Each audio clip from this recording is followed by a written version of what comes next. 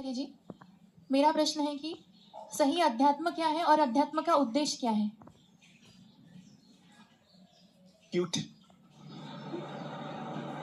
आप गीता सत्रों में हैं? जी सर। 6 महीने काहे से को आप पूछ रही हैं आप ये? फिर वहां पर नहीं मिला उत्तर? छोड़िए, यहाँ और लोगों को पूछने दीजिए। और विस्तार से जानना चाहती हूँ। ये ऐसी सी बात है कि आप शेक्सपियर की क्लास में हैं और आचार्य जी से आकर पूछ रही हैं, आचार्य जी ए फॉर एप्पल या बनाना? अध्यात्म क्या है? ये गीता सत्रों में तो हम रोज ही हर तरीके से उघाड़ उघाड़ कर सामने ला रहे हैं ना। भीतर जो अहंकार बैठा हुआ है वो खुद को जाने, यही अध्यात्म होता है।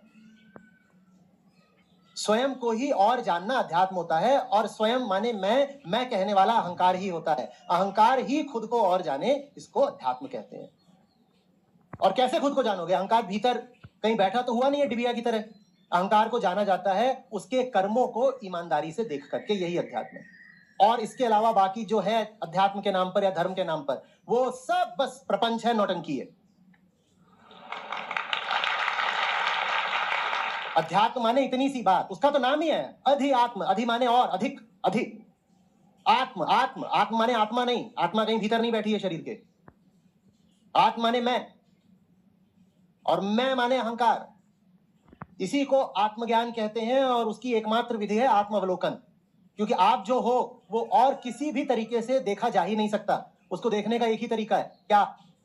देखो कि हरकतें क्या कर रहे हो, देखो कि कामनाएं किस दिशा जा रही हैं, देखो कि डरते किससे हो, यही अध्यात्म है।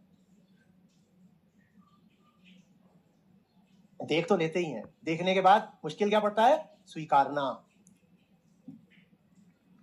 पता तो है ही कि किससे डरते हैं, पर खुद से भी ये मानना, आईने के सामने भी खड़े होकर स्वीकारना कि मैं डरपोक हूं, ये मुश्किल पड़ता है। और यही सचमुच अध्यात्म है, जो अपनी भीतरी सच्चाई है।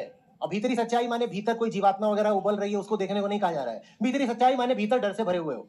भीतरी सच्चाई माने लालच है, नफरत है, ईर्ष्या है, यही है भीतरी सच्चाई। जो अपनी भीतरी सच्चाई है उसको ईमानदारी से जानना, बेईमानी करके इनकार न करना, यही अध्यात्म है।